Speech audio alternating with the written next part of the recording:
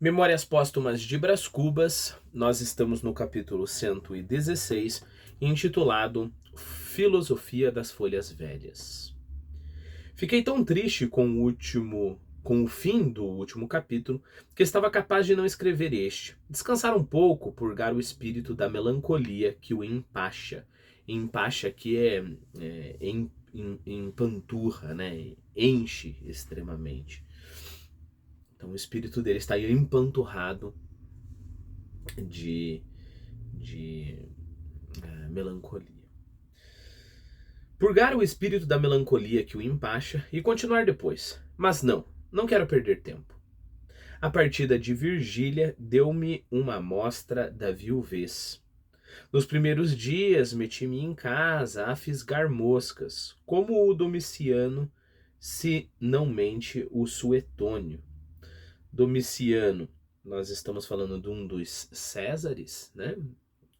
E Suetônio é alguém que escreveu sobre os Césares, sobre os imperadores. No final, a gente conversa um pouquinho mais sobre isso. Mas, a fisgá-las, ou seja, fisgar as moscas, de um modo particular, com os olhos. Fisgava-as uma a uma no fundo de uma sala grande, estirado na rede, com um livro aberto entre as mãos. Era tudo. Saudades, ambições, um pouco de tédio e muito devaneio solto. Meu tio Cônego morreu neste intervalo. Item 2 primos. Não me dei por abalado. Levei-os ao cemitério como quem leva dinheiro a um banco. Que digo? Como quem leva cartas ao correio. Selei as cartas, meti-as na caixinha e deixei ao carteiro o cuidado de as entregar em mão própria. Foi também por esse tempo que nasceu minha sobrinha Venância, filha do Cotrim. Morriam uns, nasciam outros. Eu continuava as moscas. Outras vezes agitava-me, ia às gavetas, entornava as cartas antigas dos amigos, dos parentes, das namoradas, até as de Marcelo, e abria-as todas, lia-as uma a uma e recompunha o pretérito. Bom, isso, se você já leu o Dom Casmurro, vai te lembrar muito do Dom Casmurro, né? Lembre-se que logo no começo de Dom Casmurro, o que ele fala? Que o objetivo da narrativa dele é recompor o pretérito. Basicamente isso, né? Não sei se eu vou conseguir achar aqui sem mais nem menos, mas eu acho que sim.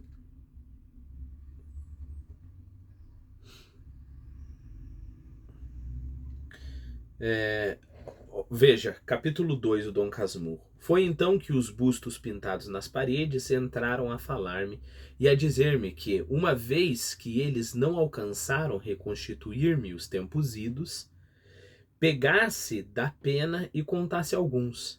Talvez a narração me desse a ilusão e as sombras viessem perspassar ligeiras, como ao poeta, não o do trem, mas o do Fausto. Aí vindes outra vez, inquietas sombras.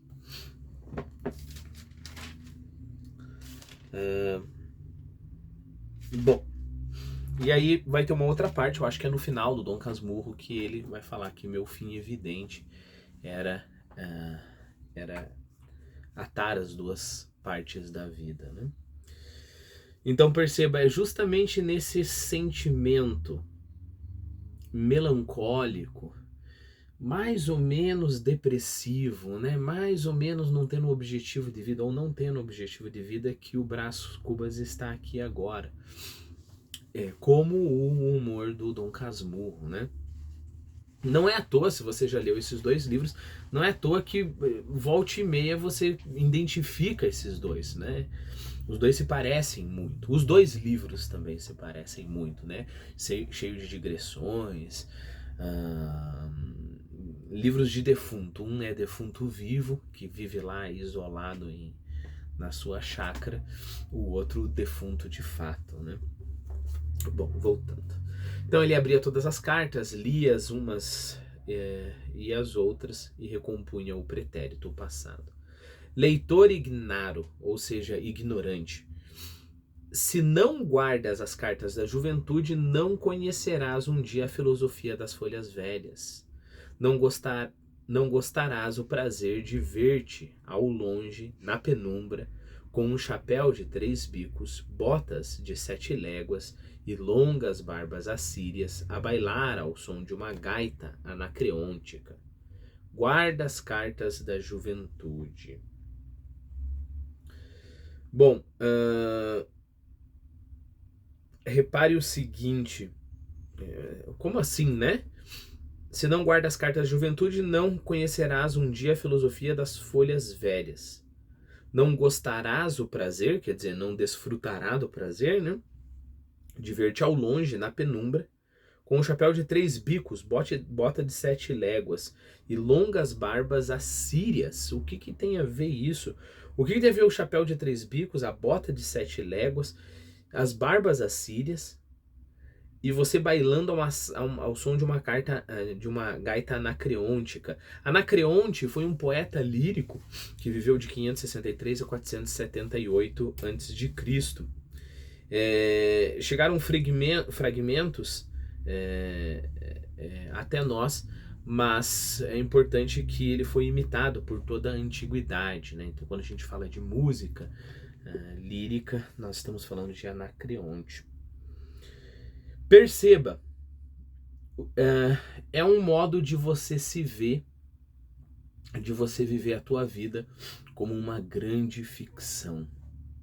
Se você já teve oportunidade, se você já é velho o suficiente, não vamos tirar essa palavra velho, né? Se você já é experiente o suficiente e um dia você mergulhou nas suas velhas cartas e velhas anotações, de repente você tem esse sentimento estranho, é a tua vida, mas não é a tua vida. É uma história, quase como se fosse um conto de fada. Eu sei porque eu tenho esse tipo de experiência, principalmente quando eu pego as minhas agendas dos anos 2000, 2001, 2002, né? Foi um período que eu era muito diferente do que eu sou hoje, mas toda vez que eu começo a ver essa agenda, é como que se eu me deparasse com um personagem fantástico. E é fantástico porque não sou eu, e todo aquele tempo ao qual eu viajo está todo embaçado, né? Está todo cheio de neblina, mas ao mesmo tempo sou eu. Então, lembre-se, gaita anacreôntica, nós estamos falando de uma poesia lírica. Barbas assírias, pode ser uma referência às 1001 Noites, né? Mesma coisa com botas de 7 léguas e o chapéu de 3 bicos, né?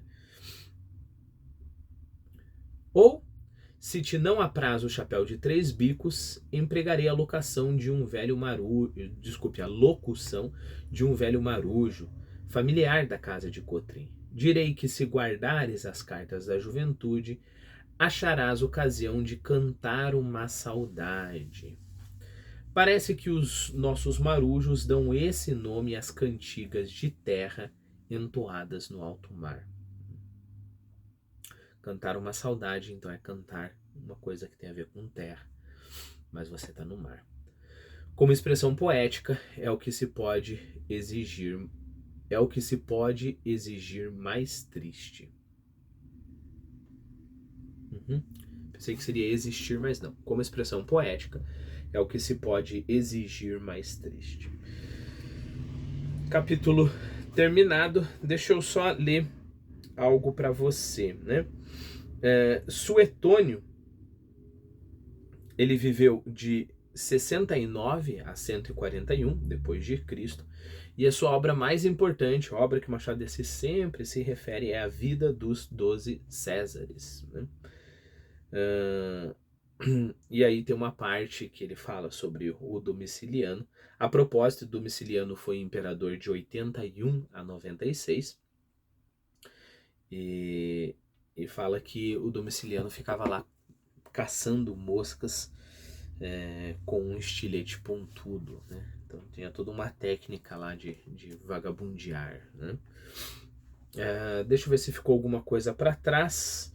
Bom, empachar é uma palavra interessante, né? Eu já falei para você, mas vale a pena. Então é a mesma coisa que empanturrar. Empanzinar é um outro jeito de falar isso. Tudo a ver com pança, né? E sobrecarregar. Conversamos sobre o suetônio. Ignaro, lembre-se que ignar é a mesma coisa que ignorante. Basicamente é isso.